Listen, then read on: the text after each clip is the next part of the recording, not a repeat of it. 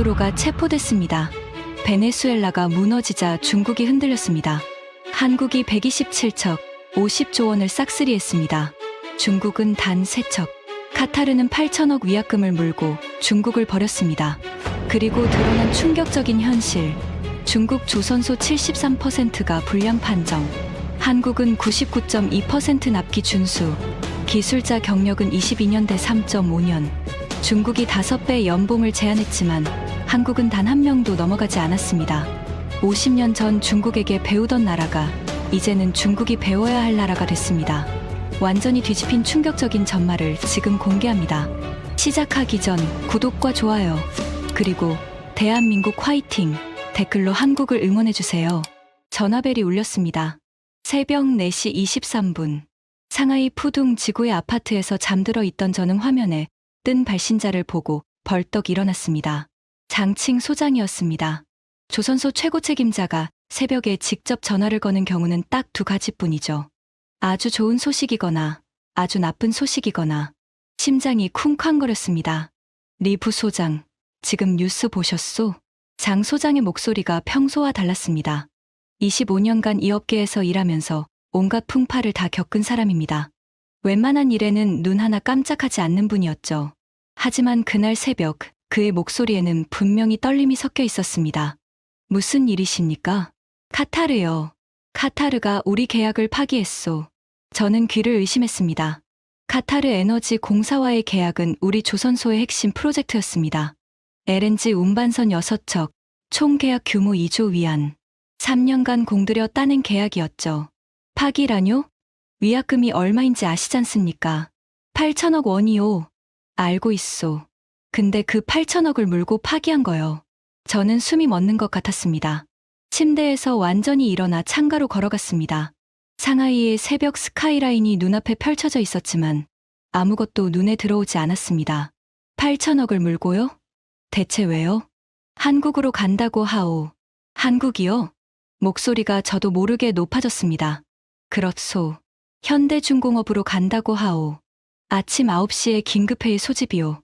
정 간부 참석이니까 늦지 마시오. 전화가 끊겼습니다. 저는 한동안 창밖을 바라보며 서 있었습니다. 손이 미세하게 떨리고 있었죠. 8천억. 그 돈을 내고서라도 우리를 버리고 한국으로 간다고. 대체 무슨 이유로? 제 이름은 리웨이고입니다. 올해 나이 52. 상하이 창싱 조선소의 품질관리 부소장으로 25년째 일하고 있습니다. 중국 조선업이 세계 정상에 오르는 과정을 처음부터 지켜본 사람이죠. 아무것도 없던 시절부터 지금의 세계 1위 자리까지 저는 그 모든 순간을 함께했습니다. 그래서 더 억울했습니다. 한국이라니. 한국에 뭐가 있다고. 샤워를 하고 옷을 갈아입는 동안에도 머릿속이 복잡했습니다. 뉴스를 틀었더니 온통 그 이야기뿐이었습니다. 마두로 베네수엘라 대통령 체포, 미국, 중국 압박 본격화, 글로벌 조선업 지각 변동. 앵커의 목소리가 거실을 가득 채웠습니다. 마두로 대통령 체포 이후 미국의 대중국 압박이 본격화되고 있습니다. 특히 조선업 분야에서 중국 기업들의 입지가 크게 흔들리고 있는데요. 카타르, 노르웨이 등 주요 LNG 발주처들이 중국 조선소와의 계약을 재검토하고 있는 것으로 알려졌습니다. 재검토가 아니라 파기였습니다. 최소한 우리한테는. 저는 TV를 끄고 집을 나섰습니다. 운전대를 잡은 손에 힘이 들어갔습니다. 분노가 치밀어 올랐죠. 마두로, 베네수엘라.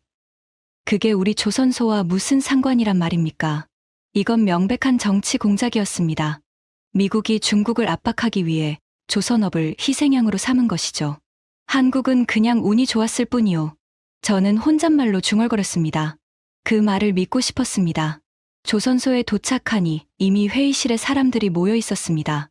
장칭 소장을 비롯해 기술이사, 영업이사, 재무이사, 그리고 각 부서 간부들까지. 분위기가 무거웠습니다.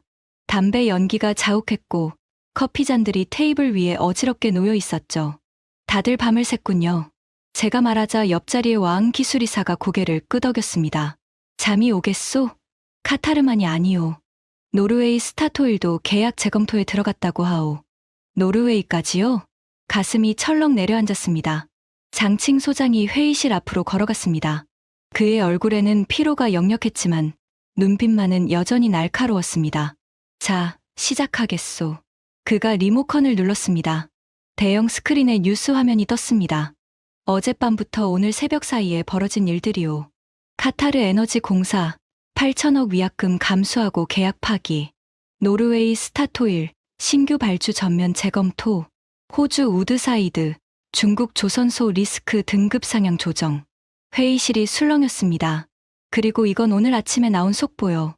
스크린이 바뀌었습니다. 굵직한 헤드라인이 눈에 들어왔습니다. 한국 조선사 LNG선 127척 수주. 역대 최대 규모. 총 수주액 50조 원 돌파. 127척이요? 누군가 외쳤습니다. 50조 원이라고요? 회의실이 웅성거리기 시작했습니다. 저도 숫자를 다시 확인했습니다. 127척, 50조 원. 믿기 어려운 숫자였습니다.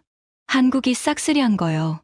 현대중공업, 삼성중공업, 하나오션. 이세고씨 전 세계 LNG선 발주 물량의 대부분을 가져갔소. 장 소장의 목소리가 무거웠습니다. 우리는요? 제가 물었습니다. 우리는 신규 수주 3척이요. 그것도 국내 물량이고. 회의실이 조용해졌습니다. 3척, 고작 3척. 한국이 127척을 가져가는 동안 우리는 겨우 3척이라니. 침묵을 깬 건 젊은 기획관 왕젠밍이었습니다. 이건 불공정합니다. 미국이 정치적으로 압박한 거잖습니까? 기술 경쟁이 아니라 정치 경쟁이에요. 맞소. 이건 기술 문제가 아니오. 제가 말을 받았습니다. 가슴 속에서 뭔가가 끓어오르는 게 느껴졌습니다. 한국이 우리보다 뛰어나서 가져간 게 아니오. 미국이 마두로를 잡고 중국을 압박하니까 눈치 보는 나라들이 한국으로 몰린 거요. 그냥 운이 좋았을 뿐이요. 목소리가 높아졌습니다. 하지만 저는 멈추지 않았습니다. 우리가 세계 조선 물량 1위인 거 다들 아시잖소.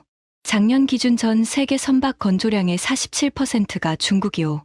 한국은 29%에 불과하고 물량으로 보면 우리가 압도적이요. 회의실 여기저기서 고개를 끄덕이는 모습이 보였습니다. 근데 왜 LNG선만 한국이 가져가는 거요? 천하오 기술고문이 조용히 물었습니다. 그는 60대 후반의 노인으로 젊은 시절 일본 조선소에서 일한 경험이 있는 사람이었습니다. 평소에는 말이 없었지만 한번 입을 열면 날카로운 질문을 던지는 분이었죠. 저는 잠시 말을 멈췄습니다. 그건 좋은 질문이었습니다. 실제로 일반 화물선이나 컨테이너선은 우리가 압도적으로 많이 만들고 있었습니다. 하지만 LNG선, 특히 대형 LNG, 운반선만큼은 한국에 계속 밀리고 있었죠. 그건 아직 우리 기술이 완전히 성숙하지 않아서 그런 거요. 제가 대답했습니다. 하지만 시간 문제요. 정부에서 조선업을 전략산업으로 지정했고 올해만 3조 위안 이상을 투자하고 있소. 극저온 용접 기술? 돈 쏟아부으면 3년 안에 따라잡소. 천 고문이 아무 말 없이 저를 바라봤습니다. 그 눈빛이 묘하게 불편했습니다. 뭔가 더 말하고 싶은 게 있는 것 같았지만 그는 입을 다물었습니다. 장 소장이 손을 들어 회의실을 정리했습니다. 자, 일단 상황 정리는 됐소. 문제는 앞으로 어떻게 할 것이냐 하는 거요.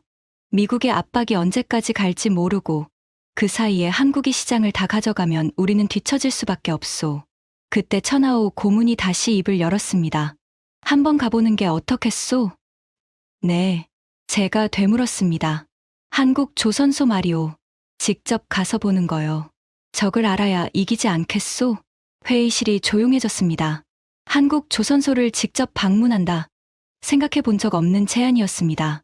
장 소장이 고개를 끄덕였습니다. 일리가 있소. 리 부소장, 당신이 가보시오. 제가요? 품질관리 책임자가 가야 제대로 볼 수 있지 않겠소. 기술도 보고 공정도 보고 뭐가 다른지 파악해 오시오. 저는 잠시 생각했습니다. 솔직히 말하면 별로 가고 싶지 않았습니다. 한국 조선소가 뭐 그리 대단하겠소. 가봤자 우리와 비슷하거나 기껏해야 조금 나은 정도일 거라고 생각했습니다. 하지만 장 소장의 지시였습니다. 거절할 수 없었죠. 알겠습니다. 다녀오겠습니다. 뭘 배우러 가는 게 아니오. 장 소장이 말했습니다. 뭘 훔쳐올 수 있는지 보러 가는 거요. 우리가 빨리 따라잡을 수 있는 게 있으면 찾아오시오. 저는 고개를 끄덕였습니다. 네, 그거였습니다. 배우러 가는 게 아니라 정찰하러 가는 거였죠. 한국이 뭘 하고 있는지 보고 우리가 빨리 따라잡을 수 있는 방법을 찾는 것. 회의가 끝난 후 저는 천하우 고문과 마주쳤습니다. 그가 저를 불러 세웠습니다. 리 부소장. 네, 천 고문님. 한국 가시면요. 그가 잠시 말을 멈췄습니다. 무슨 말을 할지 고르는 것 같았습니다. 선입견 없이 보시오. 있는 그대로. 무슨 뜻이십니까? 가보시면 알 거요. 그는 그 말만 남기고 돌아섰습니다. 저는 그의 뒷모습을 바라보며 고개를 갸웃거렸습니다. 선입견 없이. 있는 그대로? 대체 무슨 뜻일까? 그때는 몰랐습니다. 그 말의 의미를. 출장 준비를 하면서 저는 한국 조선업에 대한 자료를 모았습니다. 알면 알수록 자신감이 생겼습니다. 우리가 지고 있는 게 아니었습니다.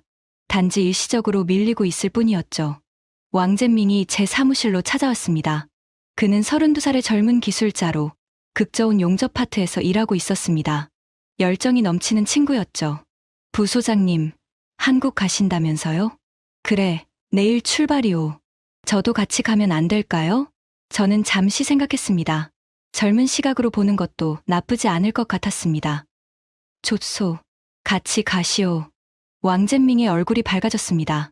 감사합니다. 저 한국 조선소 정말 보고 싶었어요. 대체 뭐가 다른지. 다를 거 없소. 제가 말했습니다. 규모는 우리가 더 크오. 기술도 금방 따라잡을 거고. 한국이 지금 잘 나가는 건 정치적인 이유 때문이오. 미국이 중국을 압박하니까 눈치 보는 나라들이 한국으로 가는 거요. 왕젠밍이 고개를 끄덕였습니다. 맞아요. 기술 차이가 아니라 정치 차이죠.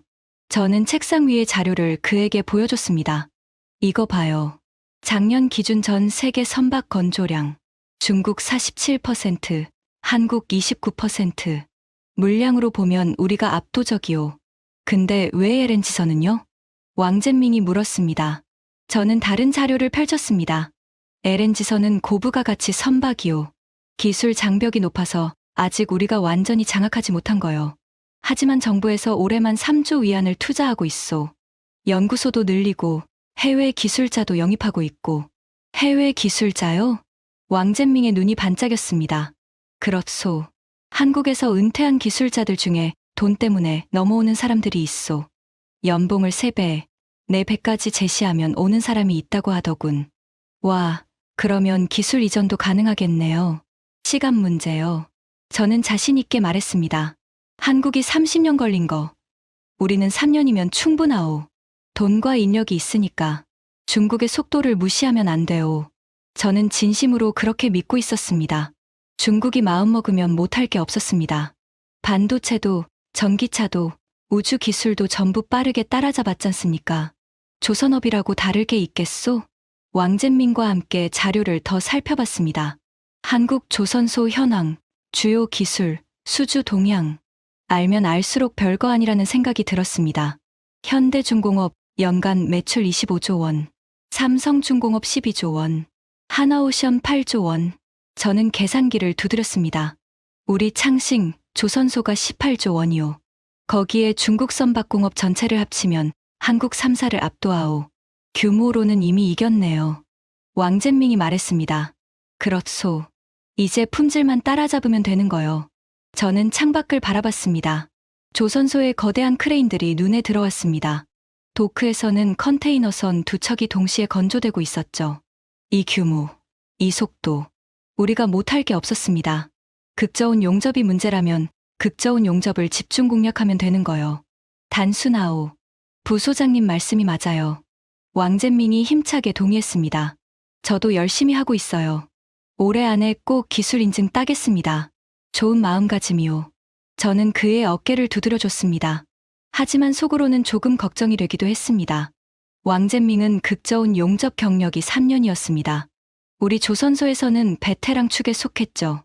하지만 그 정도 경력으로 진짜 최첨단 기술을 다룰 수 있을까? 아니, 무슨 생각이요. 경력이 전부가 아니지 않소. 저는 스스로를 다독였습니다. 중국의 젊은 기술자들은 열정이 있었습니다. 밤새 일하고 주말도 반납하고 그 열정이면 경력의 부족함을 메울 수 있을 거라고 믿었습니다. 출장 전날 밤, 저는 아내와 저녁을 먹으며 이야기를 나눴습니다. 한국 가면 뭐 사다 줄까? 아내가 웃으며 물었습니다. 화장품 사다 줘요. 한국 화장품 좋다던데. 알았소. 저는 고개를 끄덕이며 말했습니다. 금방 다녀올 거요. 이틀이면 충분하오. 볼 것도 별로 없을 거고. 그렇게 자신만만하게 말했습니다. 이틀. 한국 조선소 둘러보고 뭐가 다른지 파악하고 돌아오면 되는 거였습니다. 복잡할 것도 없었죠. 그날 밤 침대에 누워서도 저는 생각했습니다. 한국이 뭐 그리 대단하겠소. 가봤자 우리와 비슷할 거요. 눈을 감으며 중얼거렸습니다. 운이 좋았을 뿐이요. 그냥 운이. 인천공항에 내렸을 때 첫 느낌은 깨끗하다였습니다. 공항 바닥이 반질반질하게 빛나고 있었습니다. 사람들이 줄을 서서 질서정연하게 움직였고 어디서도 고함 소리가 들리지 않았죠. 상하이 푸둥공항과는 분위기가 달랐습니다. 한국 와본 적 있어요? 왕젠밍이 물었습니다. 없소. 처음이요. 저도요. 생각보다 깔끔하네요. 그냥 공항이 좋은 거요. 공항만 보고 나라를 판단하면 안 돼요. 저는 일부러 무심하게 말했습니다. 하지만 속으로는 인정할 수밖에 없었습니다. 인천공항은 확실히 인상적이었습니다. 입국 수속을 마치고 KTX를 타러 갔습니다. 서울역을 거쳐 울산까지 가는 일정이었죠. 한국의 고속철도를 타보는 것도 처음이었습니다. KTX가 플랫폼으로 들어왔습니다. 유선형의 날렵한 디자인. 열차가 정차하자 문이 스르륵 열렸습니다. 안으로 들어가니 좌석이 깔끔하게 정렬되어 있었고 에어컨에서 시원한 바람이 나왔습니다. 괜찮네요. 왕젠밍이 주위를 둘러보며 말했습니다. 우리 고속철도랑 비슷하오. 뭐 특별할 거 없소. 저는 무심하게 대답했습니다. 하지만 열차가 출발하고 속도가 올라가자 창밖 풍경에 눈이 갔습니다. 도시와 도시 사이를 빠르게 지나가면서 보이는 것들. 깨끗한 도로, 잘 정돈된 건물들, 푸른 산들. 조용하네요. 왕젠밍이 말했습니다. 뭐가요? 사람들이요. 아무도 안 떠들어요. 주위를 둘러보니 정말 그랬습니다. 승객들이 각자 책을 읽거나 노트북을 보거나 조용히 앉아 있었습니다. 전화 통화를 하는 사람도 거의 없었죠. 중국 고속철도와는 확실히 분위기가 달랐습니다. 문화 차이요. 별거 아니요. 저는 그렇게 말했지만 조금 신경이 쓰였습니다. 울산역에 도착한 건 오후 2시쯤이었습니다. 역에서 나오자 현대중공업에서 나온 직원이 기다리고 있었습니다. 김대리라고 자기소개를 했죠. 30대 초반으로 보이는 젊은 직원이었습니다. 멀리서 오시느라 고생하셨습니다. 김대리가 유창한 중국어로 말했습니다. 중국어를 하시네요? 네. 대학에서 전공했습니다. 중국 고객분들 응대가 많아서. 저는 고개를 끄덕였습니다. 중국어를 할 줄 아는 직원을 배치한 건 나쁘지 않은 배려였습니다. 차로 이동하면서 저는 창밖을 바라봤습니다. 울산 시내를 지나 조선소 방향으로 가는 길. 도로 양옆으로 공장들이 늘어서 있었습니다. 현대자동차, 현대중공업, SK에너지. 거대한 산업단지가 펼쳐져 있었죠. 여기가 울산 산업단지입니다. 김대리가 설명했습니다. 한국 산업의 심장이라고 할 수 있죠. 자동차, 조선, 석유화학이 전부 여기 모여 있습니다. 규모가 크네요. 왕젠밍이 감탄하듯 말했습니다. 우리 상하이도 크오. 저는 담담하게 대답했습니다. 하지만 속으로는 인정할 수밖에 없었습니다. 울산의 산업 집적도는 상당했습니다. 관련 산업들이 한 곳에 모여 있으니 효율성이 높을 수밖에 없었죠. 차가 언덕을 올라갔습니다. 그리고 정상에 섰을 때 저는 숨을 멈췄습니다. 저기가 현대중공업 조선소입니다. 김대리가 가리킨 방향. 바다를 향해 펼쳐진 거대한 조선소가 눈앞에 나타났습니다. 도크들이 줄지어 서 있었고 그 안에서 거대한 선박들이 건조되고 있었습니다. 크레인들이 하늘 높이 솟아 있었고 용접 불빛이 여기저기서 반짝였죠. 저건 뭡니까? 제가 물었습니다.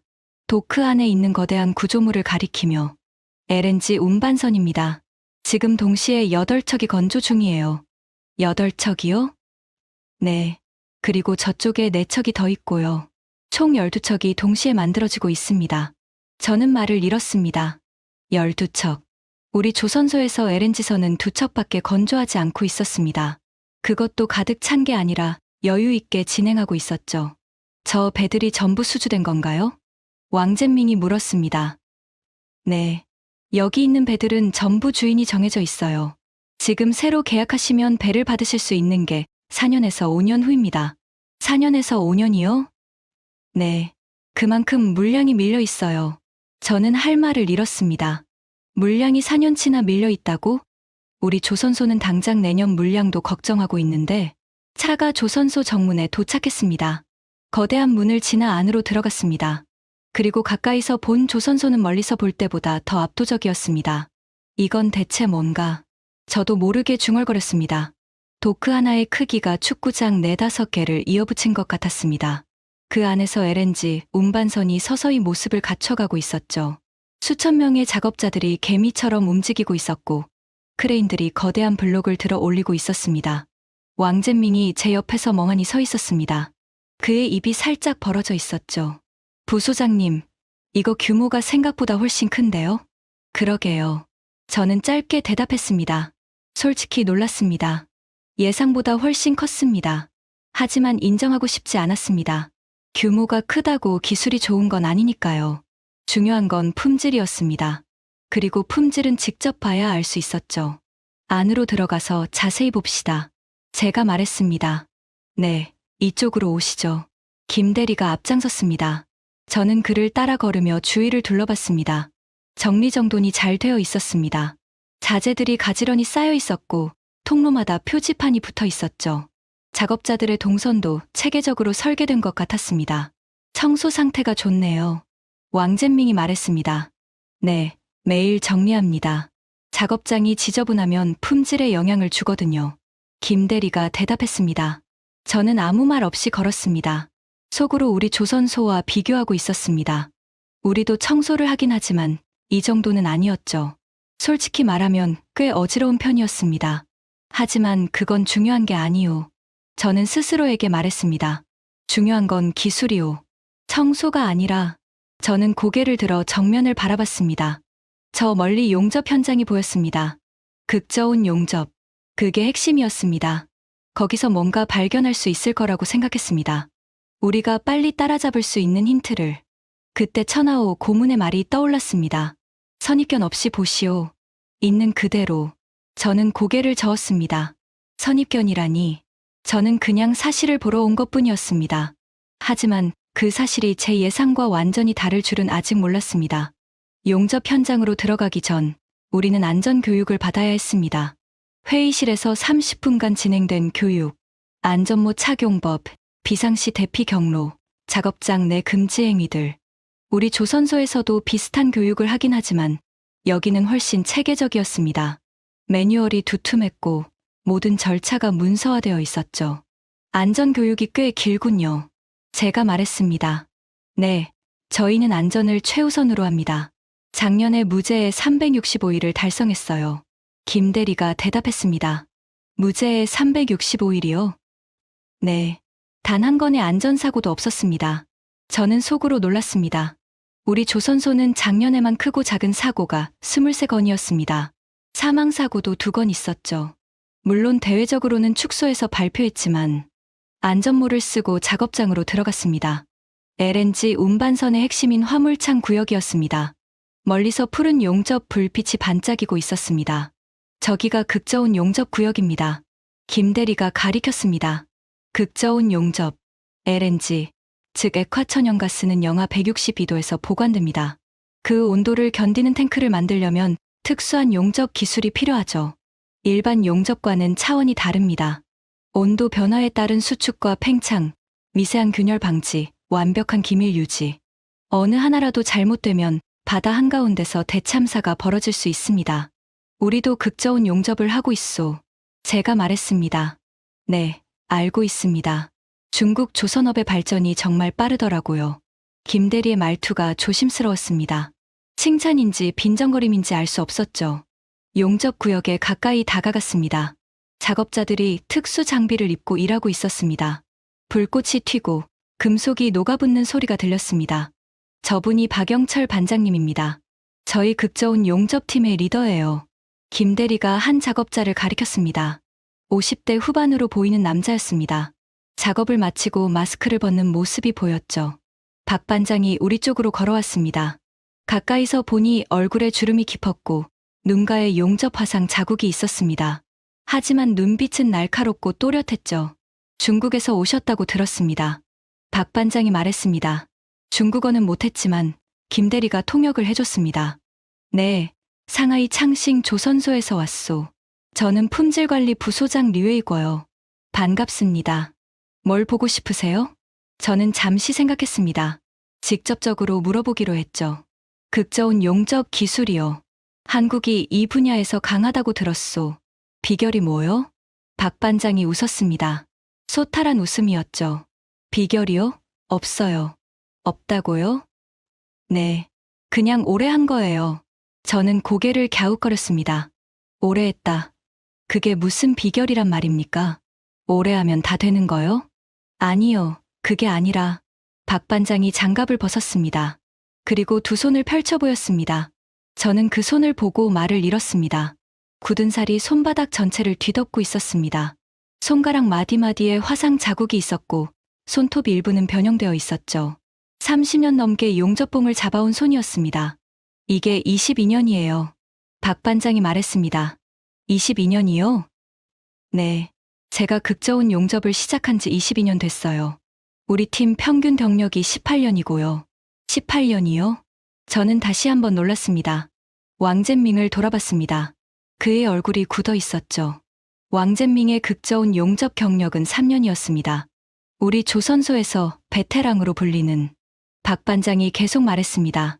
극저온 용접은요, 10년은 해야 손에 익어요. 15년은 해야 실수를 안 하고요. 20년은 해야 후배를 가르칠 수 있어요.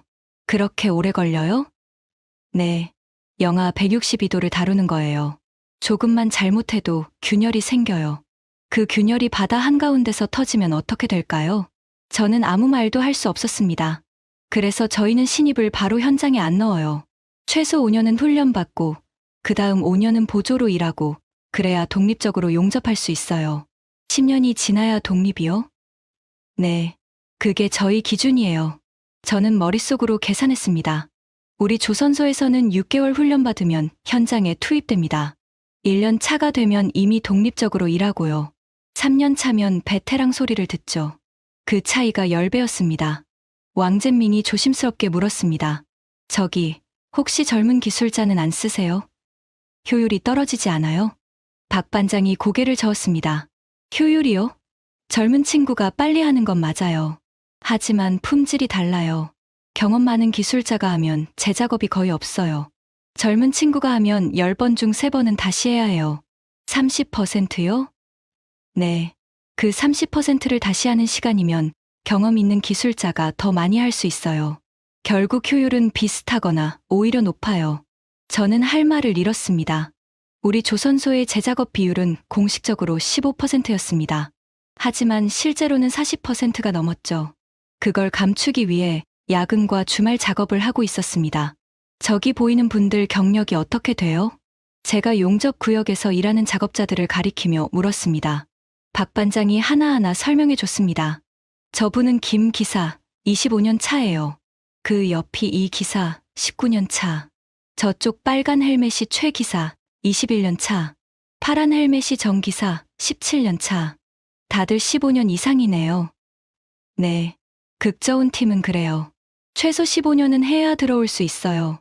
저는 멍하니 서 있었습니다. 15년. 우리 조선소 전체에서 극저온 용접 경력 15년 이상인 사람이 몇 명이나 될까요? 손에 꼽을 정도였습니다. 박 반장의 손이 다시 눈에 들어왔습니다. 굳은 살과 화상 자국으로 뒤덮인 그 손. 22년의 세월이 담긴 손. 저 손을 돈으로 살 수 있을까요? 저도 모르게 중얼거렸습니다. 네. 박 반장이 못 알아들은 것 같았습니다. 저는 고개를 저었습니다. 아니요. 아무것도 아니요. 하지만 머릿속에서 그 생각이 떠나지 않았습니다. 22년. 22년의 경험. 22년의 실수와 배움. 22년의 굳은 살. 그걸 3년으로 따라잡을 수 있을까? 저녁이 되어 숙소로 돌아왔습니다. 울산 시내의 비즈니스 호텔이었죠. 방에 짐을 풀고 샤워를 한 뒤 저는 창밖을 바라보며 생각에 잠겼습니다. 오늘 본 것들이 머릿속을 떠나지 않았습니다. 도크 12개에서 동시에 건조되는 LNG선들, 4년치나 밀린 수주 물량, 그리고 평균 18년 경력의 극저온 용접 기술자들. 예상과 달랐습니다. 솔직히 인정할 수밖에 없었죠. 하지만 아직 포기하기엔 일렀습니다.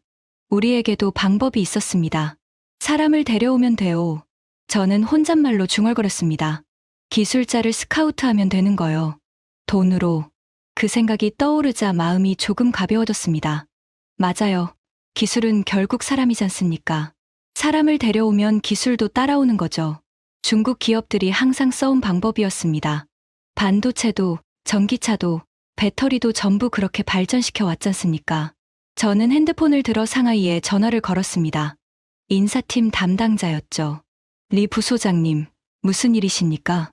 한국 기술자 스카우트건으로 전화했소. 예산이 얼마까지 가능하오? 어떤 수준의 기술자를 원하십니까? 극저온 용접이요. 경력 20년 이상. 최고급으로. 잠시 침묵이 흘렀습니다. 계산하는 것 같았죠. 연봉 기준으로 현재의 5배까지는 가능합니다. 거기에 상하이 아파트 제공, 자녀 학비 지원, 이런 조건도 붙일 수 있고요. 5배요?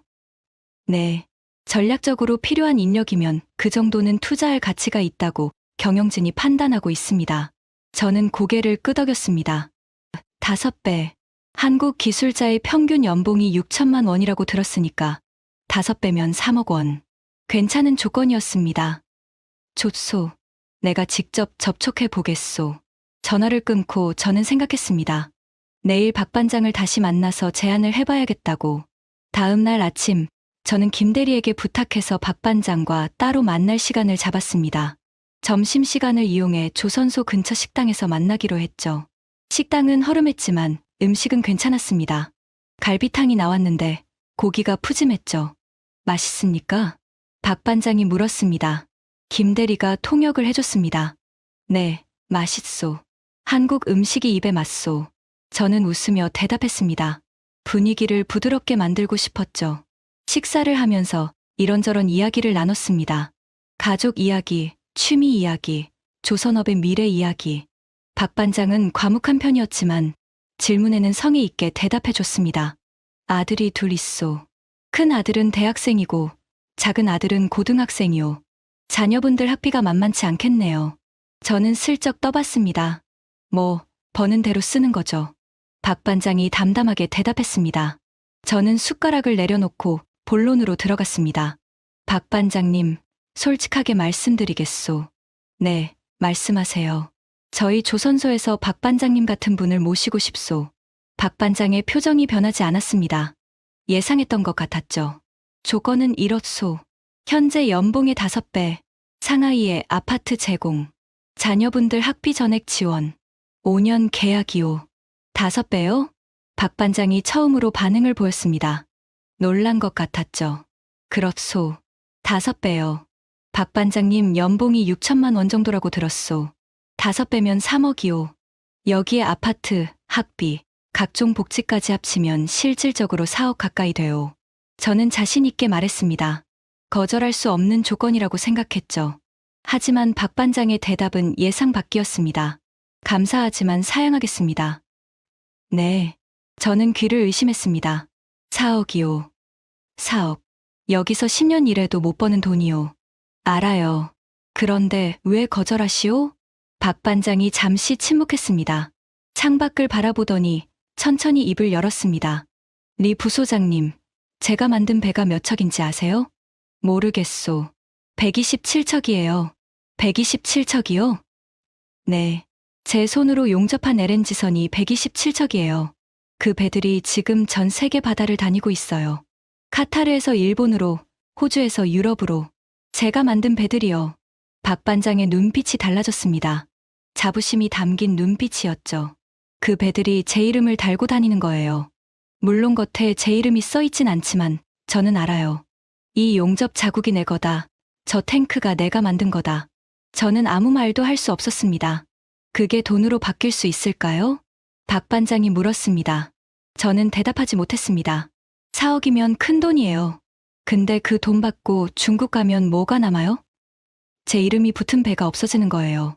새로 시작해야 하는 거예요. 22년을 버리고 저는 고개를 숙였습니다. 할 말이 없었죠. 그리고 솔직히 말하면요. 박 반장이 계속했습니다. 저는 여기가 좋아요. 이 조선소에서 30년 가까이 일했어요. 처음 들어왔을 때 20대 청년이었는데 지금은 손잡을 나이가 됐어요. 여기 사람들이 제 가족이에요.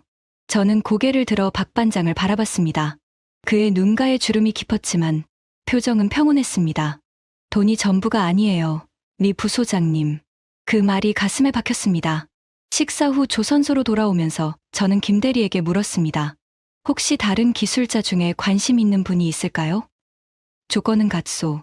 김대리가 난처한 표정을 지었습니다. 솔직히 말씀드리면요. 어려울 것 같아요. 왜요? 저희 기술자들 중에 중국이나 다른 나라로 간 분들이 몇 명 있었어요. 5년 전쯤에요. 그래서요? 대부분 다시 돌아왔어요. 돌아왔다고요? 네. 돈은 많이 받았는데 적응을 못했대요. 시스템이 다르고 품질 기준이 다르고 무엇보다 본인이 원하는 수준의 일을 못했대요. 저는 아무 말 없이 걸었습니다. 그리고 다시 들어와서는 더 열심히 일해요. 밖에 나가봤으니까 여기가 얼마나 좋은지 알게 된 거죠. 저는 한숨을 쉬었습니다. 스카우트 계획이 물거품이 되는 기분이었습니다. 저녁에 왕젠민과 함께 술을 마셨습니다. 소주라는 한국 술이었는데 생각보다 독했죠. 부소장님, 스카우트 어떻게 됐어요? 안 됐소. 저는 짧게 대답했습니다. 왜요? 조건이 안 맞았어요? 아니요. 조건은 충분했소. 근데 거절당했소. 왕젠민이 의아한 표정을 지었습니다. 5배 연봉의 아파트까지 주는데 왜요? 저는 소주잔을 들이켰습니다. 목이 화끈거렸죠. 돈 문제가 아니래요. 네, 자부심이래요. 자기 이름이 붙은 배가 바다를 다니는 게 돈보다 중요하다고 하더군요. 왕젠민이 할 말을 잃은 것 같았습니다. 저도 처음엔 이해가 안 됐소. 4억인데 4억이면 엄청난 돈이잖소.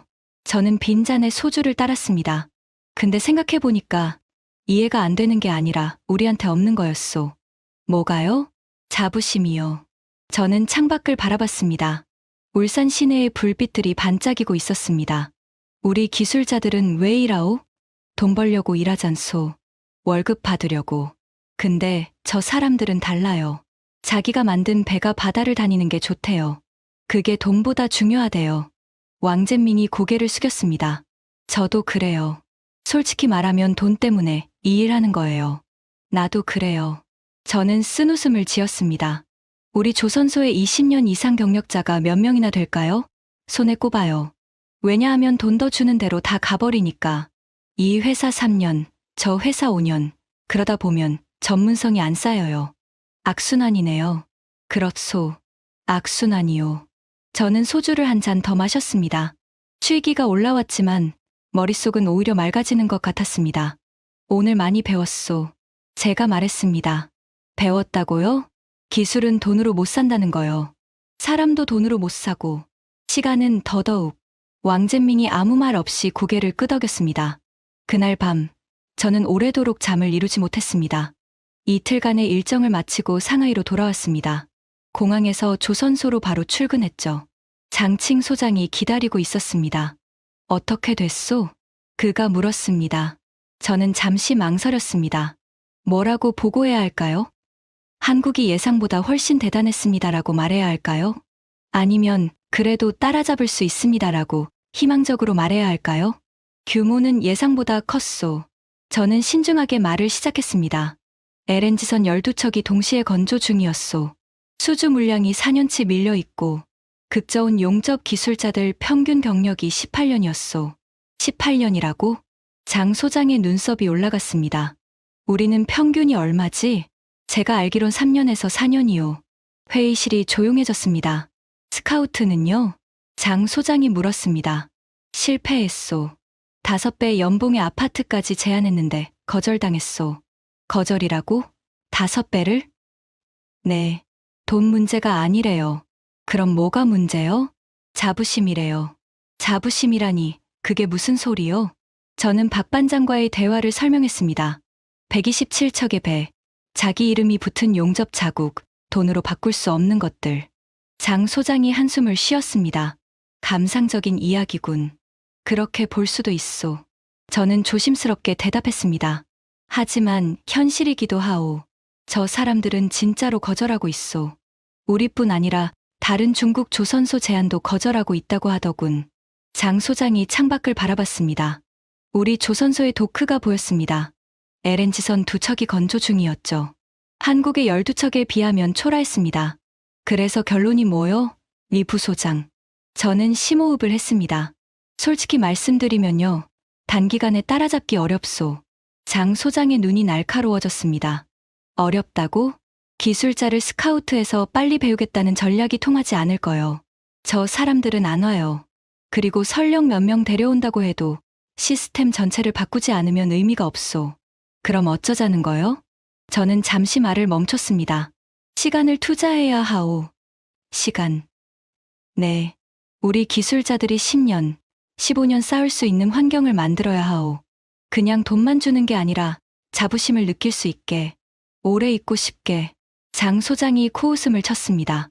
리 부소장, 우리한테 그런 시간이 있겠소. 지금 당장 카타르 물량을 따내야 하오. 경쟁사들은 가만히 안 있고, 알고 있소. 하지만은 없소. 장 소장의 목소리가 높아졌습니다. 어떻게든 방법을 찾아야 하오. 돈을 더 써서라도, 정부 지원을 받아서라도. 한국이 30년 걸린 걸 우리는 3년 안에 해내야 하오. 저는 아무 말도 하지 않았습니다. 반박해봤자 소용없었죠. 자, 일단 현재 진행 중인 프로젝트 점검부터 하시오. 카타르는 같지만 아직 국내 물량은 있으니까 품질에 문제 없는지 확인하시오. 알겠습니다. 저는 회의실을 나왔습니다. 발걸음이 무거웠습니다. 사무실로 돌아와 품질 보고서를 점검했습니다. 현재 건조 중인 LNG선 2척의 용접 상태, 서류상으로는 양호했습니다. 합격률 97%. 하지만 저는 한국에서 본 것이 머릿속을 떠나지 않았습니다. 저 사람들 제작업 비율이 10% 미만이래. 제가 혼잣말로 중얼거렸습니다. 우리는 40%인데 서류상 합격률과 실제 품질은 다른 문제였습니다. 합격 기준 자체가 달랐으니까요. 며칠 후 저는 결심했습니다. 자체 품질 검사를 다시 해보기로. 왕젠밍을 불렀습니다. 왕 기술자, 시간 있소? 네, 부소장님. 우리 LNG선 화물창 용접부 검사를 다시 해봅시다. 네? 이미 합격 판정 받았는데요. 한국 기준으로 다시 검사해보고 싶소. 왕젠밍의 표정이 복잡해졌습니다. 한국 기준이요? 그렇소. 그 사람들이 쓰는 검사 장비랑 기준을 적용해서. 왕젠밍이 잠시 망설이더니 고개를 끄덕였습니다. 알겠습니다. 준비해 볼게요. 며칠간의 준비 끝에 검사가 시작됐습니다. 한국에서 사용하는 것과 동일한 초음파 탐상 장비를 빌려왔고 검사 기준도 한국 표준을 적용했습니다. 결과가 나오는데 사흘이 걸렸습니다. 그리고 그 결과를 본 순간 저는 심장이 얼어붙는 것 같았습니다. 검사 보고서를 들고 있는 제 손이 떨리고 있었습니다. 부소장님, 괜찮으세요? 왕젠밍이 조심스럽게 물었습니다. 저는 대답하지 않았습니다. 숫자를 다시 확인했습니다. 1번, 2번, 3번. 틀림없었습니다.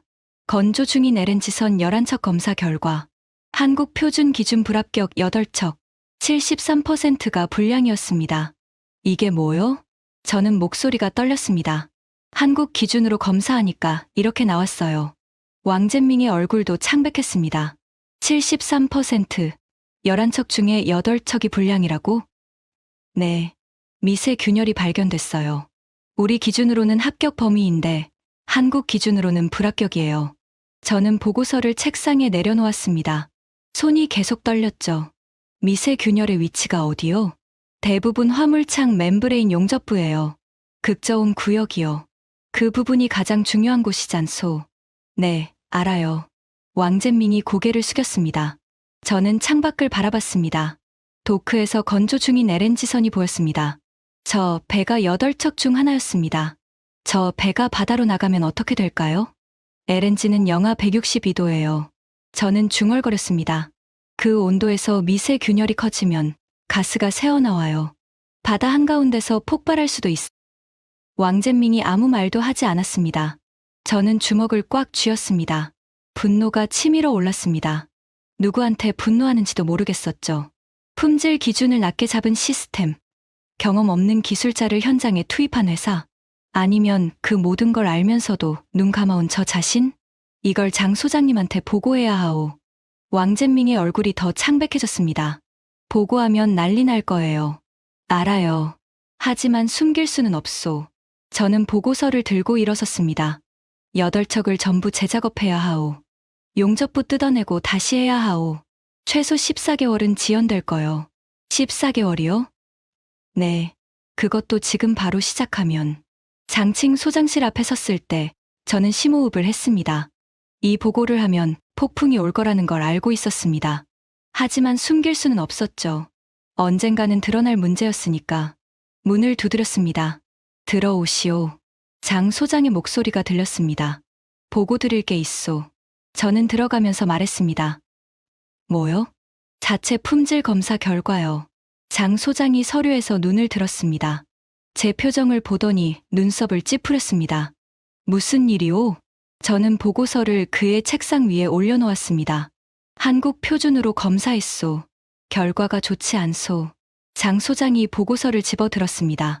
페이지를 넘기는 그의 손이 점점 느려졌습니다. 그리고 마지막 페이지에서 멈췄습니다. 73%. 그의 목소리가 낮아졌습니다. 11척 중 8척이요? 네. 장 소장이 보고서를 책상에 내던졌습니다. 쿵 하는 소리가 났죠. 이게 말이 돼요? 저도 믿기 어려웠소. 지금까지 우리 검사에서는 전부 합격이었잖소. 우리 기준이 낮았던 거요. 장 소장이 일어섰습니다. 방 안을 왔다 갔다 하기 시작했습니다. 분노와 당혹감이 뒤섞인 표정이었죠. 그래서 어쩌자는 거요? 8척을 전부 다시 하자는 거요? 그래야 하오. 비용이 얼마나 들 것 같소? 저는 계산해 둔 숫자를 말했습니다. 척당 200억 원 정도. 8척이면 1600억 원이요. 1600억. 장 소장의 얼굴이 붉어졌습니다. 게다가 납기가 14개월 이상 지연될 거요. 14개월? 이미 지연 중인 건 알고 계시잖소. 여기에 14개월이 추가되는 거요. 장 소장이 의자에 털썩 주저앉았습니다. 끝났어. 그가 중얼거렸습니다. 14개월 지연에 1600억 추가 비용. 발주처가 가만히 있겠소. 계약 파기당하는 거 아니오? 저는 아무 말도 하지 않았습니다. 그럴 가능성이 높았으니까요. 그때 장 소장의 전화기가 울렸습니다. 그가 받았죠. 네, 장입니다. 저는 그의 표정이 변하는 것을 봤습니다. 점점 굳어지더니 마지막에는 완전히 얼어붙었습니다. 알겠습니다. 바로 가겠습니다. 전화를 끄는 그가 저를 바라봤습니다. 카타르에서 연락 왔소. 카타르요? 또 다른 계약 건이요. 신규 발주 4척. 우리가 제안서 넣어놨던 거요. 저는 고개를 끄덕였습니다. 기억나는 건이었죠. 결과가 나왔대요. 잘 됐소? 장 소장이 고개를 저었습니다. 한국으로 갔소. 네. 현대중공업으로 갔대요. 우리는 탈락이요. 저는 숨이 막히는 것 같았습니다. 왜요? 품질 우려래요. 우리 조선소 품질에 대한 우려가 있대요. 품질 우려라니 그게 무슨... 말을 하다 멈췄습니다. 73%. 그 숫자가 머릿속을 스쳤습니다. 그들이 우리 품질 문제를 알고 있었을까요? 아니면 그냥 일반적인 우려였을까요? 어느 쪽이든 결과는 같았습니다. 한국이 가져간 거요. 장 소장이 쓴웃음을 지었습니다. 127척에 이어 4척 더. 우리는 그 와중에 73% 분량이고 저는 고개를 숙였습니다. 그때 장 소장이 말했습니다. 리 부소장, 한국 가서 뭘 배워온 거요? 저는 고개를 들어 그를 바라봤습니다. 진짜 뭘 배워온 거요? 저는 대답했습니다. 우리가 얼마나 뒤처져 있는지 배워왔소. 그날 밤, 저는 사무실에 혼자 남아 있었습니다. 창밖으로 조선소의 야경이 보였습니다. 야간 조명 아래에서 작업이 계속되고 있었죠. 저 불빛들 아래에서 일하는 기술자들. 그들은 오늘 검사 결과를 알고 있을까요? 73%가 불량이라는 사실을? 핸드폰이 울렸습니다. 모르는 번호였습니다. 여보세요? 리 부소장님이십니까? 낯선 목소리였습니다. 하지만 어딘가 익숙한 말투였죠. 누구십니까? 저는 하미드라고 합니다. 카타르 에너지 공사에. 심장이 쿵 뛰었습니다. 카타르. 8천억 위약금을 물고 우리를 떠난 그 카타르. 무슨 일이십니까? 아, 직접 통화 드리고 싶었습니다. 제가 리 부소장님을 만난 적은 없지만 이름은 들었습니다. 저는 긴장했습니다. 뭘 들으셨습니까? 한국 방문하셨다고요. 현대중공업. 네, 그랬습니다. 어떠셨어요? 저는 잠시 망설였습니다. 솔직하게 말해야 할까요? 아니면 우리 조선소를 변호해야 할까요? 솔직하게 말씀드려도 될까요? 네, 말씀하세요. 저는 심호흡을 했습니다. 충격받았습니다. 하미드가 웃었습니다. 냉소적인 웃음이 아니라 이해한다는 듯한 웃음이었죠. 저도 그랬어요. 3년 전에 처음 한국 조선소 갔을 때 그러셨군요. 리 부소장님, 제가 왜 8천억을 물고 한국으로 갔는지 아세요? 저는 귀를 기울였습니다. 솔직히 말하면 그게 더 싸서예요. 8천억이 더 싸다고요? 네. 하미드의 목소리가 진지해졌습니다. 우리가 중국에서 배를 받으면 어떻게 될까요? 일단 납기가 지연돼요. 평균 14개월. 14개월이면 우리 가스 운송 계획 전체가 틀어져요. 그 손해가 얼마인지 아세요? 모르겠습니다. 척당 500억 원이에요. 500억? 네. 배가 늦게 오면 가스를 운반 못하고, 가스를 운반 못하면 계약을 못 지키고, 계약을 못 지키면 위약금을 내야 해요. 그 위약금이 척당 500억이에요. 저는 계산을 했습니다. 6척이면 3천억, 8천억 위약금을 내더라도 납기 지연으로 인한 손해 3천억을 아끼면, 네, 맞아요. 하미드가 제 생각을 읽은 것처럼 말했습니다. 8천억 내고 한국 가는 게 위약금 영원에 14개월 지연되는 것보다 싸요. 저는 말을 잃었습니다. 그리고 품질 문제도 있어요. 하미드가 계속했습니다. 한국 배는 제작업이 거의 없어요. 우리가 인수할 때 결함 발견율이 0.3% 미만이에요. 중국은요? 저는 대답하지 않았습니다. 73%. 그 숫자가 머릿속에 떠올랐지만 말할 수 없었죠. 정확한 숫자는 모르겠지만 저희 경험상 중국 배는 인수 후에도 문제가 많아요. 수리 비용, 운항 중단 비용, 보험료 인상.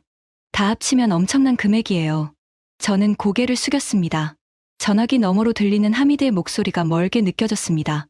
리 부소장님, 저는 중국 조선업을 무시하려고 이 말씀드리는 게 아니에요. 그럼 왜 전화하신 겁니까? 솔직히 말하면 중국이 따라잡기를 바라거든요. 네, 의외의 말이었습니다. 지금 한국이 너무 독점하고 있어요. LNG선 시장의 70% 이상을 가져가고 있죠. 그러면 가격 협상력이 없어져요. 한국이 부르는 대로 내야 해요. 저는 고개를 끄덕였습니다. 이해가 됐습니다. 만약 중국이 제대로 된 품질로 경쟁할 수 있다면 우리 입장에서는 선택지가 늘어나는 거예요. 가격도 내려가고요. 그래서 우리가 따라잡기를 바라신다? 네. 하지만 지금 품질로는 불가능해요. 저는 쓴웃음을 지었습니다. 알고 있습니다. 그리고 한 가지 더요. 네. 하미드의 목소리가 낮아졌습니다. 척당 가격 아시죠? 2억 6천만 달러라고 들었습니다. 그건 3년 전 가격이에요. 지금은요? 2억 8천만 달러예요. 저는 눈이 커졌습니다. 2억 8천만 달러요? 네. 한국은 물량이 넘쳐나니까 가격을 올리고 있어요. 우리는 어쩔 수 없이 내야 하고요. 한 척에 4천억 원이라는 뜻이었습니다. 127척이면 5천억 달러가 넘네요. 저는 중얼거렸습니다. 네. 한국 조선업 전체가 역대급 호황이에요. 그런데 중국은요? 저는 대답하지 않았습니다. 3척이죠? 하미드가 말했습니다. 올해 신규 수주가 3척. 그것도 국내 물량. 저는 한숨을 쉬었습니다. 리 부소장님, 저는 사업가예요. 감정으로 결정하지 않아요. 숫자로 결정해요. 그리고 지금 숫자는 한국이 압도적으로 이기고 있어요. 알고 있습니다. 중국이 따라잡으려면 뭐가 필요한지 아세요? 저는 귀를 기울였습니다. 시간이에요. 시간. 네. 한국이 30년간 쌓아온 걸 중국이 3년 만에 따라잡을 수는 없어요. 10년, 아니 20년은 걸릴 거예요. 저는 아무 말도 하지 않았습니다. 그 시간 동안 버틸 수 있으면 따라잡을 수 있어요. 버티지 못하면 영원히 뒤처지는 거고요. 감사합니다. 솔직하게 말씀해 주셔서. 저는 전화를 끊었습니다. 사무실 창밖을 바라봤습니다. 조선소의 불빛들이 여전히 반짝이고 있었습니다. 하지만 그 불빛이 이제는 다르게 보였습니다. 우리가 30년을 팔 수 있을까? 저는 혼잣말로 중얼거렸습니다. 30년. 30년 동안 버틸 수 있을까? 답을 알 수 없었습니다. 다음 날, 천하오 기술 고문이 저를 찾아왔습니다. 리 부소장, 시간 있소? 그의 목소리가 평소와 달랐습니다. 뭔가 할 말이 있는 것 같았죠. 네, 있소. 들어오시오. 천 고문이 사무실로 들어와 의자에 앉았습니다. 60대 후반의 노인이었지만 눈빛은 여전히 맑았습니다. 한국 다녀온 소감이 어땠소? 저는 솔직하게 대답했습니다. 충격받았소. 그렇겠지. 천 고문이 고개를 끄덕였습니다. 나도 예전에 그랬으니까. 천 고문님도요? 그가 창밖을 바라봤습니다. 나는 젊은 시절 일본에서 일했소. 미쓰비시 중공업. 1980년대였지. 들었소. 그때 일본이 세계 1위였소. 조선업에서 일본을 따라올 나라가 없었어요. 한국은 우리한테 배우러 오던 나라였소. 저는 귀를 기울였습니다. 근데 2000년대가 되니까 상황이 바뀌었소. 어떻게요? 한국이 따라온 거요. 처음에는 우습게 봤소. 한국이 뭘 안다고. 근데 점점 따라오더니 어느 순간 추월해 버렸소. 왜 그렇게 됐소? 천 고문이 한숨을 쉬었습니다. 우리가 안주했소. 안주요? 그렇소. 우리가 1위니까 굳이 바꿀 필요가 없다고 생각했소. 기존 방식대로 하면 된다고. 근데 한국은 달랐소. 뭐가 다르던가요? 한국은 계속 바꿨소. 새로운 기술 도입하고, 공정 개선하고, 인재 양성하고. 우리가 쉬는 동안 한국은 뛰었소. 저는 고개를 끄덕였습니다. 그리고 결정적인 차이가 있었소. 뭐요? 속도요. 속도. 천 고문이 저를 똑바로 바라봤습니다. 일본은 완벽해질 때까지 기다렸소. 새 기술이 나오면 5년, 10년 검증하고 나서 도입했소. 실패하면 안 되니까. 합리적인 것 같은데요? 그렇게 보이지. 천 고문이 쓴웃음을 지었습니다. 근데 한국은 달랐소. 일단 시작했소. 70%만 되면 일단 도입하고 문제가 생기면 고치면서 갔소. 실패해도 다시 하면 된다는 거였소. 위험하지 않았소? 위험했지. 초기에 문제도 많았소. 하지만 그 과정에서 경험이 쌓였소. 데이터가 쌓였소. 우리가 책상에서 계산하는 동안 한국은 현장에서 배우고 있었소. 저는 침묵했습니다. 리 부소장, 중국도 같은 길을 가고 있소. 무슨 뜻이오? 중국도 빨리 따라잡으려고 하잖소. 돈 쏟아붓고, 기술자 스카우트하고, 설비 사들이고. 근데 그게 일본이 했던 실수와 비슷하다는 거요. 어떻게요? 본질을 안 보고 있소. 한국이 강한 건 설비 때문이 아니오. 돈 때문이 아니오. 그럼 뭐요? 사람이요. 천 고문이 단호하게 말했습니다. 30년간 현장에서 뛰어온 사람들이요. 실패하고 배우고 다시 도전한 사람들. 그 사람들이 한국 조선업의 진짜 자산이요. 저는 박 반장의 손이 떠올랐습니다. 굳은 살로 뒤덮인 그 손. 22년의 세월이 담긴 손. 일본은 왜 그런 사람을 못 키웠소? 천 고문이 쓸쓸하게 웃었습니다. 키웠소. 근데 지키지 못했소. 지키지 못했다니요? 버블 경제가 터지면서 구조조정을 했소. 경력 많은 기술자들이 먼저 잘렸소. 인건비가 비싸니까. 저는 이해했습니다. 단기적으로는 비용이 줄었소. 하지만 장기적으로는 핵심 역량을 잃은 거요. 다시 키우려고 해도 이미 늦었소. 그 사람들은 한국으로, 중국으로 흩어졌소. 천 고문이 저를 바라봤습니다. 리 부소장, 중국은 같은 실수를 반복하고 있소. 무슨 뜻이오? 경력자를 우대하지 않잖소. 3년 차가 베테랑이고 5년 차가 고참이고 더 높은 연봉 주는 곳으로 자꾸 옮기잖소. 저는 할 말을 잃었습니다. 사실이었으니까요. 그러면 전문성이 안 쌓여요. 아무리 똑똑한 사람도 한 분야에 20년을 투자해야 진짜 전문가가 되는 거요. 3년, 5년으로는 어림없소. 저도 알고 있소. 안다고 하면서 왜 안 바꾸오? 천 고문의 목소리가 날카로워졌습니다. 저는 대답하지 못했습니다. 일본도 알았소. 알면서 안 바꿨소. 왜? 당장 수익이 더 중요하니까. 장기적인 투자는 다음 사람이 하겠지. 하고 미뤘소. 저는 고개를 숙였습니다. 리 부소장. 천 고문이 말했습니다. 나는 일본이 한국에게 지는 걸 직접 봤소. 그리고 지금 중국도 같은 길을 가고 있소. 저는 그를 바라봤습니다. 한국을 이기고 싶으면 한국보다 더 멀리 봐야 하오. 3년이 아니라 30년을. 당장의 이익이 아니라 미래의 경쟁력을. 알겠소. 저는 고개를 끄덕였습니다. 알기만 하면 뭐하오. 행동해야지. 천 고문이 일어섰습니다. 문 앞에서 멈추더니 저를 돌아봤습니다. 한 가지 더요. 네. 한국 갔을 때 박 반장이라는 분 만났다면서요?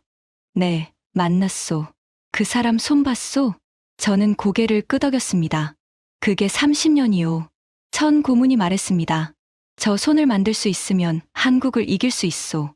만들 수 없으면 영원히 못 이기는 거요. 그는 그 말을 남기고 나갔습니다. 저는 오래도록 의자에 앉아 있었습니다. 천 고문의 말이 머릿속을 맴돌았습니다. 30년. 30년을 투자할 수 있을까? 저도 모르게 제 손을 내려다봤습니다. 부드러운 손. 책상에서 서류만 만진 손. 박 반장의 손과는 완전히 달랐습니다. 우리한테 저런 손이 있을까? 저는 중얼거렸습니다.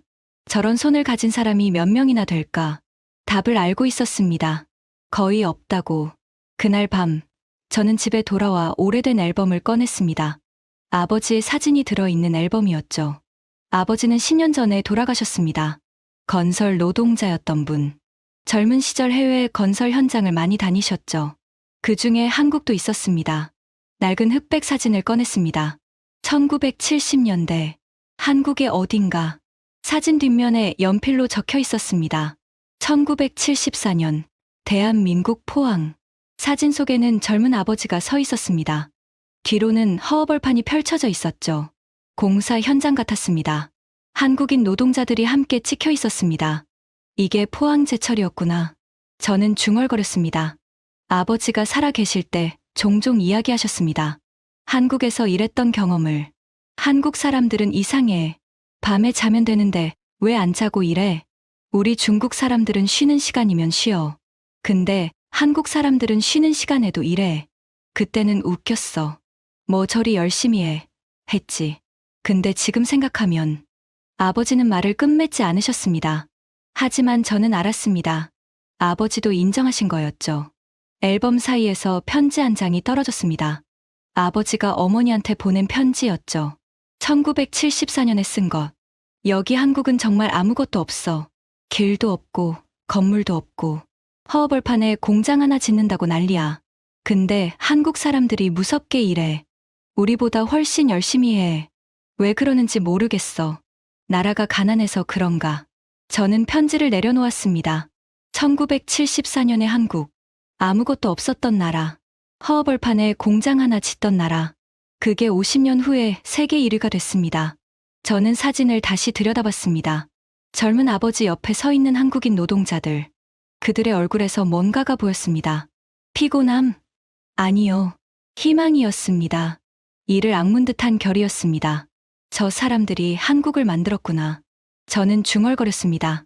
저 사람들의 자식, 손자들이 지금 조선소에서 일하고 있구나. 박 반장의 얼굴이 떠올랐습니다. 22년 경력의 극저온 용접 기술자. 그의 아버지나 할아버지도 이 사진 속 사람들처럼 허벌판에서 시작했을 겁니다. 50년. 저는 숫자를 되뇌었습니다. 50년 동안 한국은 달려왔구나. 그리고 우리는 그 50년을 3년 만에 따라잡으려 했습니다. 돈으로, 스카우트로, 지름길로. 얼마나 어리석었던가. 저는 앨범을 덮었습니다. 아버지, 그때 한국이 이렇게 될 줄 아셨소? 저는 사진 속 아버지에게 물었습니다. 물론 대답은 없었죠. 근데 지금 저는 알았소. 한국이 왜 이렇게 됐는지. 저는 일어섰습니다. 시간이요. 시간을 투자한 거요. 50년을. 창밖을 바라봤습니다. 상하이에 야경이 펼쳐져 있었습니다. 화려한 불빛들, 높이 솟은 빌딩들. 50년 전에 중국도 아무것도 없었습니다. 지금은 이렇게 됐죠. 우리도 할 수 있소. 저는 중얼거렸습니다. 30년을 투자하면, 50년을 투자하면. 하지만 그 시간을 버틸 수 있을까요? 당장의 성과를 요구하는 상사들, 빠른 결과를 원하는 경영진, 분기마다 수익을 따지는 주주들. 그 속에서 30년을 바라볼 수 있을까요? 저는 답을 알지 못했습니다. 하지만 한 가지는 확실했습니다. 더 이상 한국은 운이 좋았다고 말할 수 없다는 것. 아버지의 사진을 다시 꺼냈습니다. 1974년의 허허벌판, 그리고 제 핸드폰에 저장된 울산 조선소 사진, 현재의 거대한 도크들, 50년의 차이, 50년의 노력, 50년의 선택. 한국은 운이 좋았던 게 아니었소. 저는 사진을 내려놓으며 말했습니다. 30년, 50년을 선택한 거였소. 우리가 선택하지 않은 걸. 일주일 후, 저는 장칭 소장실에 다시 섰습니다. 이번에는 긴급 회의가 아니었습니다. 제가 요청한 보고 시간이었죠. 한국 방문 이후 제가 깨달은 것들, 그리고 앞으로 우리가 어떻게 해야 하는지에 대한 보고였습니다. 장 소장 외에도 기술이사, 영업이사, 그리고 천하호 고문이 참석해 있었습니다. 자, 시작하시오. 장 소장이 말했습니다. 그의 표정은 여전히 굳어 있었죠. 73% 불량 판정 이후로 분위기가 무거웠습니다. 저는 심호흡을 하고 입을 열었습니다. 먼저 솔직하게 인정할 게 있소. 회의실이 조용해졌습니다. 저는 한국을 무시했소. 한국이 127척을 가져갔을 때 저는 그게 운이라고 생각했소. 마두로 사태 때문에, 미국 압박 때문에, 정치적인 이유 때문에 한국이 이득을 봤다고. 장 소장이 아무 말 없이 저를 바라봤습니다. 하지만 직접 가서 보고 알았소. 틀렸소. 완전히 틀렸소. 저는 준비한 자료를 스크린에 띄웠습니다. 이건 한국 극저온 용접 기술자들의 평균 경력이오. 18년. 최소 15년 이상만 현장에 투입된다고 하오. 숫자가 스크린에 떴습니다. 그리고 이건 우리 조선소의 평균 경력이오. 3.5년. 두 숫자가 나란히 보였습니다. 18년 vs 3.5년. 5배가 넘는 차이. 이 차이를 돈으로 메울 수 있겠소? 저는 회의실을 둘러봤습니다. 설비를 사면 돼요? 설비는 돈으로 살 수 있소. 하지만 설비를 다루는 사람은, 경험은, 30년간 실패하고 배운 노하우는 아무도 대답하지 않았습니다. 저는 스카우트를 시도했소.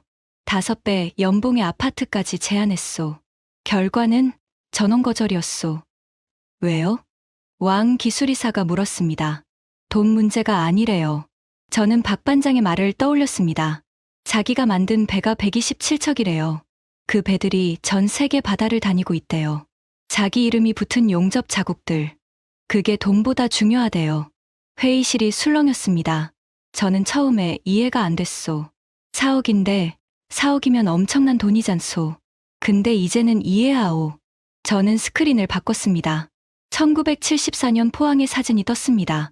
아버지의 사진. 이건 제 아버지가 1974년 한국에서 찍은 사진이오. 포항제철 건설 현장이오. 보시오. 아무것도 없소. 허허벌판이오. 사람들이 사진을 들여다봤습니다. 50년 전 한국은 아무것도 없었소. 길도, 공장도, 기술도. 우리한테 배우러 오던 나라였소. 저는 다음 사진을 띄웠습니다. 현재 울산 조선소의 전경. 이게 지금이요. 50년 후 도크 12개에서 LNG선이 동시에 건조되고 있소. 수주 물량이 4년치 밀려 있소. 세계 시장의 70%를 가져가고 있소. 두 사진의 대비가 강렬했습니다. 50년이요. 저는 말했습니다. 50년 동안 한국은 투자했소. 돈만 투자한 게 아니오. 시간을 투자했소. 사람을 투자했소. 젊은 기술자가 20년을 한 곳에서 일할 수 있는 환경을 만들었소. 장 소장이 처음으로 입을 열었습니다. 그래서 결론이 뭐요? 저는 그를 똑바로 바라봤습니다. 127척, 50조 원. 이건 숫자가 아니오. 무슨 뜻이오? 30년의 시간이오. 저는 단호하게 말했습니다. 한국이 30년간 쌓아온 것의 결과요. 기술자들의 경험, 실패에서 배운 교훈, 세대를 이어온 노하우. 그게 50조 원이 된 거요. 장 소장이 인상을 찌푸렸습니다. 그래서 우리는 어쩌라는 거요? 30년을 기다리라는 거요? 저는 고개를 저었습니다. 기다리라는 게 아니오. 시작하라는 거요. 시작. 네. 지금부터라도 시작해야 하오. 저는 다음 슬라이드를 띄웠습니다. 첫째, 기술자 장기 근속 환경을 만들어야 하오. 3년마다 이직하는 구조를 바꿔야 하오. 10년, 15년, 20년 일할 수 있게. 어떻게요? 왕 기술이사가 물었습니다. 연공서열에 따른 대우 개선, 장기 근속 인센티브, 기술 명장 제도 도입. 돈만이 아니라 명예와 자부심을 줘야 하오. 저는 계속했습니다. 둘째, 품질 기준을 높여야 하오. 지금 우리 기준으로는 합격이지만 한국 기준으로는 불합격인 것들이 너무 많소. 73%가 그랬소. 회의실이 무거워졌습니다. 단기적으로 비용이 올라갈 거요. 재작업도 많아지고 납기도 늦어질 수 있소. 하지만 장기적으로는 그게 경쟁력이 되는 거요. 셋째는요? 천하오 고문이 물었습니다. 셋째, 시간을 인정해야 하오. 시간을 인정한다? 네. 우리가 한국을 3년 만에 따라잡을 수 없다는 걸 인정해야 하오. 10년, 아니 20년 계획을 세워야 하오. 당장의 성과에 연연하지 말고 미래를 봐야 하오. 장 소장이 한숨을 쉬었습니다. 리 부소장, 그런 여유가 우리한테 있겠소. 분기마다 실적 보고해야 하고 주주들은 수익을 원하고. 알고 있소. 저는 대답했습니다. 하지만 다른 방법이 없소. 지름길은 없소. 돈으로 시간을 살 수 없소. 회의실이 조용해졌습니다. 저는 마지막 슬라이드를 띄웠습니다. 카타르 바이어 하미드의 말을 인용한 것이었죠. 8천억을 내고 한국 가는 게 14개월 지연되는 것보다 싸다. 이게 시장의 판단이오. 저는 말했습니다. 지금 우리가 싸다고 빠르다고 해도 시장은 안 사오. 왜? 믿을 수 없으니까. 품질이 불안하니까. 결국 비싸게 먹히니까. 장 소장이 고개를 숙였습니다. 싼 게 비싼 거였소. 아니, 비싼 게 싼 거였소. 저는 마무리했습니다. 한국은 30년간 비싼 길을 갔소. 장기 투자, 인재 양성, 품질 우선. 그 결과가 지금 50조 원이오. 우리는 싼 길을 갔소. 빠른 성과, 단기 수익, 가격 경쟁. 그 결과가 73% 불량이오. 회의실이 침묵에 잠겼습니다. 장 소장이 천천히 고개를 들었습니다. 리 부소장. 네. 맞소. 당신 말이 맞소. 저는 놀랐습니다. 장 소장이 인정하리라고는 생각하지 못했거든요. 나도 알고 있었소. 우리가 뭔가 잘못되고 있다는 걸. 근데 인정하기 싫었소. 우리가 1위인데, 물량으로는 세계 최고인데, 왜 안 된다는 거냐고. 장 소장이 창밖을 바라봤습니다. 근데 숫자가 말해주고 있잖소. 127척 대 3척. 이게 현실이오. 저는 아무 말도 하지 않았습니다. 좋소. 리 부소장 의견대로 해봅시다. 장 소장이 말했습니다. 장기 계획을 세우시오. 10년, 20년 계획을. 기술자 육성, 품질 개선, 전부. 경영진 설득은 내가 하겠소. 감사합니다. 저는 고개를 숙였습니다. 하지만 한 가지는 알아두시오. 장 소장이 저를 바라봤습니다. 결과가 나오기 전에 내가 먼저 잘릴 수도 있소. 그래도 괜찮겠소? 저는 잠시 생각했습니다. 그리고 대답했습니다. 괜찮소. 누군가는 시작해야 하니까. 장 소장이 처음으로 웃었습니다. 쓴웃음이었지만. 좋소. 시작해 봅시다. 회의가 끝났습니다. 나오면서 천하오 고문이 제 어깨를 두드렸습니다. 잘했소, 리 부소장. 고맙소, 천 고문님. 처음부터 이렇게 말할 수 있었으면 좋았을 텐데. 천 고문이 말했습니다. 직접 보고 와야 알 수 있는 것들이 있소. 저는 고개를 끄덕였습니다. 천 고문이 걸어가면서 말했습니다. 그 박 반장이라는 분 손, 기억하오? 네, 기억하오. 저 손을 만들어야 하오. 20년이 걸리든 30년이 걸리든. 저는 제 손을 내려다봤습니다. 부드러운 손. 아직 굳은 살 하나 없는 손. 만들겠소. 저는 말했습니다. 우리 조선소에도 저런 손이 나오게 하겠소. 그날 저녁, 저는 집에 돌아와 아들과 마주 앉았습니다. 아들 리밍은 22살, 대학교 4학년이었습니다. 기계공학을 전공하고 있었죠. 졸업 후 진로를 고민하고 있었습니다. 아버지, 오늘 회의 어땠어요? 리밍이 물었습니다. 저는 밥을 먹으며 대답했습니다. 힘들었어. 근데 의미 있었어. 무슨 이야기 하셨어요? 저는 젓가락을 내려놓았습니다. 리밍아. 네. 한국 가봐라. 리밍의 눈이 커졌습니다. 한국이요? 갑자기요? 저는 고개를 끄덕였습니다.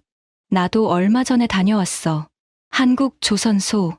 거기서 뭘 보셨는데요? 저는 잠시 생각했습니다. 어떻게 설명해야 할까? 우리가 얼마나 뒤처져 있는지 봤어. 뒤처져 있다고요? 아버지가 항상 중국이 최고라고 하셨잖아요. 저는 쓴웃음을 지었습니다. 틀렸어. 내가 틀렸어. 리밍이 의아한 표정을 지었습니다. 저는 설명하기 시작했습니다. 한국에서 본 것들. 22년 경력의 박반장. 굳은 살로 뒤덮인 손. 5배 연봉을 거절한 이유. 73% 불량. 8천억 위약금. 리밍은 조용히 듣고 있었습니다. 그래서 깨달았어. 우리가 부족한 게 돈이 아니라 시간이라는 걸. 시간이요? 그래. 한국은 30년을 투자했어. 50년을 투자했어. 우리는 3년 만에 따라잡으려고 했어. 그게 안 되는 거야. 리밍이 고개를 끄덕였습니다. 아버지 세대는 한국을 가르쳤어. 저는 아버지의 사진을 떠올렸습니다. 1974년에 할아버지가 한국에서 일하셨어. 포항제철 짓는 거 도와주셨지. 그때 한국은 우리한테 배웠어. 그랬군요. 근데 내 세대는 한국한테 졌어. 저는 솔직하게 말했습니다. 50년 만에 완전히 역전됐어. 그때 가르쳐주던 나라한테 이제는 배워야 하는 처지가 됐어. 리밍이 아무 말 없이 저를 바라봤습니다. 그래서 내가 가야 해. 저요? 그래. 내 세대는 한국한테 배워야 해. 저는 아들의 손을 잡았습니다. 지금 가서 배우면 10년 후에는 따라잡을 수 있어. 20년 후에는 이길 수 있어. 근데 안 배우면 영원히 뒤처지는 거야. 리밍이 잠시 생각하더니 물었습니다. 뭘 배우라는 거예요? 기술만 배우라는 게 아니야. 저는 말했습니다. 정신을 배워. 정신이요? 그래. 한국 사람들은 왜 돈보다 자부심을 택하는지, 왜 20년을 한 곳에서 일하는지, 왜 자기가 만든 배가 바다를 다니는 게 행복한지, 그걸 배워. 리밍이 고개를 끄덕였습니다. 알겠어요, 아버지. 저는 아들의 어깨를 잡았습니다. 리밍아, 아버지 세대는 실패했어. 빠른 길만 찾다가 진짜 중요한 걸 놓쳤어. 근데 너희 세대는 다르게 할 수 있어. 어떻게요? 제대로 된 길을 가. 시간이 걸려도 힘들어도 제대로 된 길을. 저는 창밖을 바라봤습니다. 한국이 50년 걸렸으면 우리도 50년 걸릴 수 있어. 아니, 더 걸릴 수도 있어. 근데 시작은 해야 하잖아. 네, 아버지. 리밍이 대답했습니다. 한국 가서 배울게요. 열심히 배울게요. 저는 아들을 바라봤습니다. 젊은 눈, 희망이 담긴 눈. 그래, 가서 배워. 그리고 돌아와서 가르쳐줘. 다음 세대한테. 그럴게요. 리밍이 고개를 끄덕였습니다. 저는 웃었습니다. 오랜만에 편안한 웃음이었죠. 밥 먹자. 씻기 전에. 네. 우리는 다시 밥을 먹기 시작했습니다. 창밖으로 상하이의 야경이 보였습니다. 화려한 불빛들, 높은 빌딩들. 50년 전에 중국도 아무것도 없었습니다. 지금은 이렇게 됐죠. 한국도 그랬습니다. 50년 전에는 아무것도 없었습니다. 지금은 세계 1위가 됐고요. 우리도 할 수 있습니다. 30년을 투자하면, 50년을 투자하면. 다만, 지름길은 없습니다. 시간을 살 수는 없습니다. 돈으로 경험을 대체할 수도 없습니다. 제대로 된 길을 가야 합니다. 느려도, 힘들어도. 그게 제가 한국에서 배운 것입니다. 몇 달 후, 저는 조선소 도크에 서 있었습니다. 예전과 달라진 것들이 눈에 들어왔습니다. 작업장이 더 깨끗해졌습니다. 기술자들의 표정이 달라졌습니다. 젊은 기술자 옆에 경력자가 붙어서 가르치는 모습도 보였습니다. 아직 갈 길이 멀었습니다. 한국을 따라잡으려면 10년, 아니 20년은 더 걸릴 겁니다. 하지만 시작했습니다. 핸드폰이 울렸습니다. 리밍이었죠. 아버지, 저 한국 도착했어요. 그래, 어때? 리밍의 목소리가 밝았습니다. 좋아요. 오늘 처음으로 조선소 들어가 봤는데 진짜 대단하더라고요. 아버지 말씀대로요. 그래, 열심히 배워. 네. 근데 아버지, 저 오늘 박 반장님 만났어요. 박 반장을? 저는 놀랐습니다. 네. 아버지가 말씀하셨던 그분이요. 22년 경력의 극저온 용접 기술자. 그분이 뭘 하셨어? 리밍이 웃으며 대답했습니다. 중국에서 배우러 왔다고? 좋은 마음가짐이네. 열심히 가르쳐 줄게. 저는 웃었습니다. 가슴이 뭉클했습니다. 그리고 손을 보여주셨어요. 굳은 살이 엄청 많던데요. 그래, 22년의 손이야. 저도 저런 손을 만들고 싶어요. 리밍이 말했습니다. 10년, 20년 걸려도 저런 손을 만들고 싶어요. 저는 전화기를 꼭 쥐었습니다. 만들어. 꼭 만들어. 네, 아버지. 전화를 끊었습니다. 저는 하늘을 올려다봤습니다.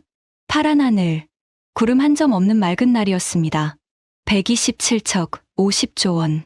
그건 숫자가 아니었습니다. 30년의 시간이었습니다. 50년의 선택이었습니다. 그리고 이제 우리도 그 길을 걷기 시작했습니다. 느려도 괜찮습니다. 힘들어도 괜찮습니다. 제대로 된 길이니까. 저는 도크를 바라보며 중얼거렸습니다. 30년 후에 보자, 한국. 그때는 우리도 저런 손을 가진 사람들이 있을 거다. 바람이 불었습니다. 시원한 바람이었습니다. 저는 다시 일하러 돌아갔습니다. 지금까지 중국 조선소 간부가 한국에서 목격한 충격적인 이야기였습니다. 50년 전 허벌판에서 시작한 대한민국이 이제는 세계가 배우러 오는 나라가 됐습니다. 빠른 게 강한 게 아닙니다. 깊은 게 강한 겁니다. 묵묵히 30년을 쌓아온 우리 기술자들께 박수를 보내주세요. 이 이야기가 자랑스러우셨다면 주변에 공유해주세요. 구독과 좋아요도 부탁드립니다. 지금까지 감동테라였습니다.